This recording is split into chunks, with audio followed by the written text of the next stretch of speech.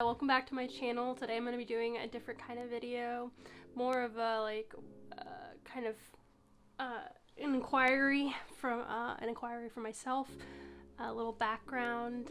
If you can see by this title, it is what is happening to malls, or malls are dying. I'm not really sure what I'm going to title it, but I drove by a JCPenney's the other day and I was like, who shops at JCPenney's? No offense if you do shop there, but I was like, who shops there? And Macy's, who shops there? I don't know anyone my age who does, and I kind of have this idea that malls are for people around my age or a little younger. It's something I like to do.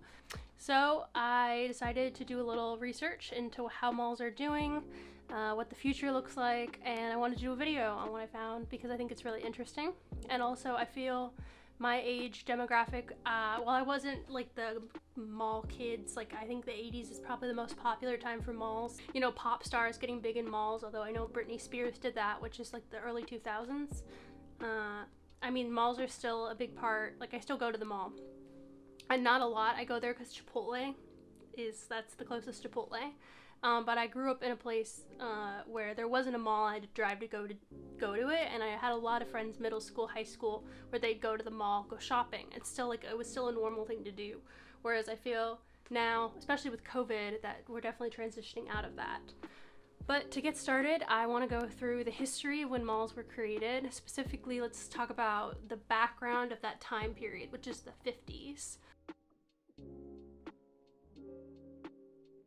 They passed this law in 1954 that basically said that, you know, if you start a business, you're going to have to buy materials to manufacture. So machinery, whatnot, maybe it's real estate in this case, a little hint for that. And as time goes on, it's going to depreciate in value.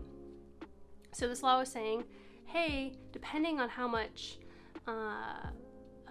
real estate you have, you can put a certain amount of money aside each year, and that will not be taxed, and that money will be used so later on you can upgrade your whatever you're using. Now this is a great kind of loophole for malls. As you, I'm sure if you think about a mall that you've been to or is close by to you, it's pretty large, which, you know, correlates to a lot of money. So developers said, okay, if I buy and develop a $40 million mall, kind of a typical mall, I can put $1 million aside every year that will not get taxed. So the process of developing malls was really expensive, and on paper it looked like mall developers were losing a lot of money, but in reality they were putting aside a lot of money that wasn't getting taxed. And then 4 to 5 years, those mall developers would then sell. So they just make a lot of money that way. So there was an incentive for developers to keep making malls, and also to make them really big, you know, because then there's more real estate. There's a bigger percentage that you can put aside and will not get taxed. So you can kind of understand the time period and how it changes. In 1953, which is a year before the law is passed by Congress, because it's passed in 1954. 1953, only one mall is built in the whole United States, which I think is kind of low. You think it'd be a little higher, like 3, I don't know. But by 1956, so 2 years after the law is passed, 25 malls are built in that year. So it just goes to show you how this law affected developing, and it gets to the point where too many malls are being built. Just, you know, break that down. Bigger the mall, the more money for the developer, but that doesn't necessarily mean that the population needs that many malls. Now also at this time, Eisenhower was president, and he passed the Federal Aid Highway Act of 1956. It created 41,000 miles of like highway were created so that people could get around easier, which means that malls could now be built farther out from the downtown. You think of I think of the 1950s, 1940s, and before that, like the Main Street that's in the downtown, where all this, you know, the little general store. I only see this from television, but I assume that it's, you know, the general store, the pharmacy, I don't know what other stores there were, restaurants, they would all be in the downtown. Whereas now, the rise in popularity of automobiles, also fast food chains were getting really popular, and chain hotels were popular at this time. So there's just a lot more movement, and it also meant that these developers could buy big pieces of land for a cheaper price outside of the downtown area. which is probably why you know, you have your downtown and then you go out to your mall, which is, you know, usually a little bit farther away. At least the malls I've gone to are not in the heart of downtown, and that's the reason why. Now we're going to get into the history of malls as we know them today. The architect of malls, or that's kind of funny though, because he's actually an architect, and he's like, you know, the saying, the architect of malls is Victor Gruen. He was from Vienna. He fled during World War II to the United States. Before Victor Gruen's typical mall was created, malls were extroverted, which means that the windows of the storefronts were facing the pedestrian walkways and the parking lot. Victor Gruen's claim to fame, and the first typical mall as we know them, was the Southdale Mall in Minnesota. It was established in 1956, and it had 72 stores and 2 anchor stores. Anchor stores are basically like, I think nowadays as being like Macy's and JCPenney's, I see a lot of the time as the anchor stores. At that time they were Donaldson's and Dayton's, which I'm not laughing for, like, you know, because they're bad or anything, but I've never heard of either of them, which really goes to show you how stores come and go. I think nowadays the Southdale Mall has JCPenney and Marshall's Fields. So I don't know Marshall Fields, but I mean, that just goes to show you that JCPenney's is commonly an anchor store for these malls. The malls that the Southdale Mall that Gruen came up with is the opposite of extroverted, introverted, which basically means that everything is looking inside instead of outside. Introverted goes to show you, but basically malls are looking inside. Everything was focused on the stores, the customer coming in through the entrance and looking around, and you could see every single store. And the Southdale Mall, there was, I think, 72 stores, and the idea being that you would have 2 floors. You would have, what are they called? Escalators. Dang, I have notes, but I couldn't remember escalators.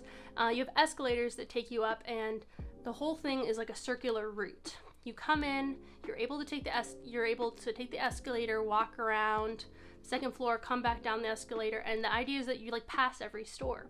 Also, the walkways are much shorter. I believe that they're no more than 3 blocks, which he thought, I don't think it was him, I think it was Albert. There's another guy I'm going to get to, but that basically the architects of malls were thinking, oh, 3 blocks is as far that people want to walk. They don't want to walk any more than that. So it's just a lot more emphasis on customers seeing the stores and seeing what's inside of them and walking around them, and less about just going to the mall. It was a lot more psychology involved. The other guy, now this is coming from a New York Times article, I'm not coming up with this myself, but that if Gruen created the malls, Albert Tubman perfected the malls. He just continued. It was around the same time period. He was a store developer or designer, and he saw the Southdale Mall, and he was like, I can do that. And he built one in California, and then he just created a giant collection. He was just responsible for a lot of malls being built in terms of the designing of them. The success of these malls was absolutely huge. Per square feet, the average mall before, like the newly designed ones, was about $340 made per square feet. After the new malls were initiated and, you know, they became popular, it went up to $500. So $340 to $500. Malls were just making a lot more money. And it makes sense, because if you're walking around, you're seeing everything in the store. It makes sense. And Albert Tubman described the malls as being a delivery system, which I think is really interesting, especially as we go into the failure of these malls, that the whole point of malls was to deliver a product to customers. And judging by the title and also looking at the world around you, malls are failing, and basically means that no one needs malls anymore to deliver their products. And, you know, we're going to online. There's just this delivery system is slowly being outdated. And while it's kind of sad because there's a whole experience along with going to a mall, it calls into question like ease of shopping. I think that, but judging by the way Victor Gruen, and also going on to Albert Tubman as well, viewed malls as like very more from an architectural angle. They were trying to think about the ease of using the building, being the customer, whatnot, being the store owner, and also that if you're the store owner and you are right by one of the anchor stores in Macy's, you know your store is going to get traffic as well. They were definitely thinking about that, and also the size. So keep in mind, they were thinking about it from an architectural mindset. However, let's jump back to that 954 law, and basically means that, you know, the bigger the mall, the more money the developer makes. So a lot of the time, I think Gruen and Tubman had this idea of what the size was going to be like, and the developers made them huge.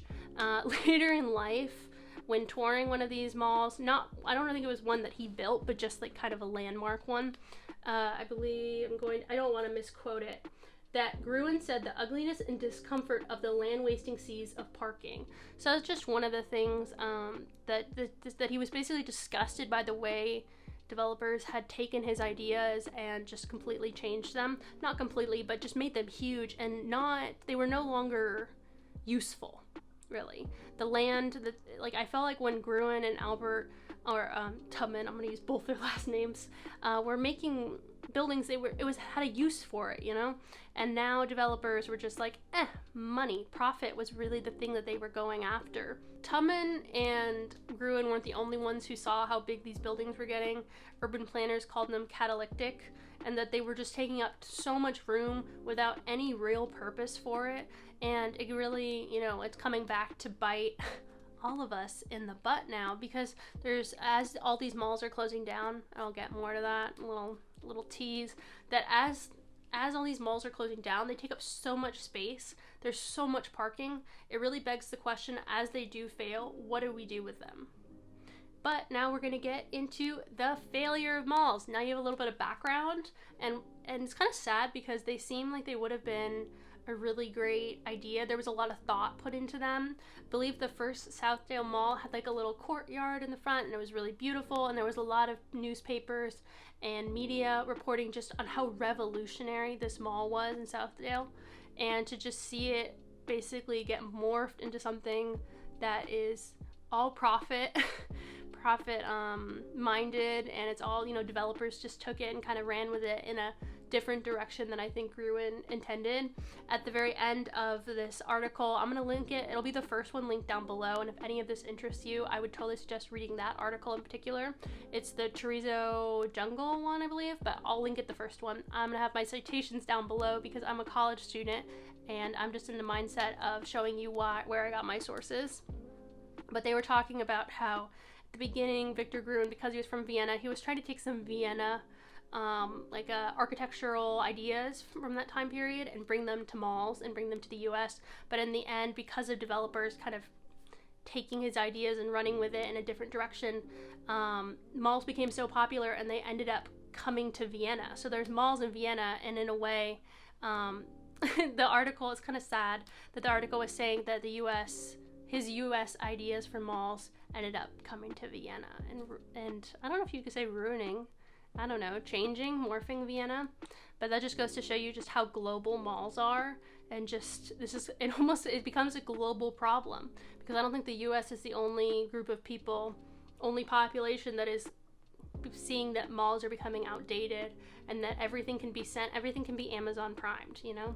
But there's other issues as well, and I'm going to get into that in the next section. Hi, say hi, Coom. Anyway, I'm currently editing, so I just wanted to put a little note here at the very end. Thanks for watching. I'm going to be splitting this up into 2 parts, which I wasn't planning on doing originally, but I definitely don't really want to put out something that's like, I don't know, 30 minutes. Also, I tend to ramble a lot, and a lot of that is probably just like not having confidence talking on camera, and it really makes me appreciate the YouTubers that I follow that do it so wonderfully. So hopefully as I do it, I'll get better. But thanks for watching, and part 2 will be coming soon. Woohoo! It's the more of like modern day decline of malls. So now you have the background, now we're gonna get into more of the nitty gritty stuff. Bye bye!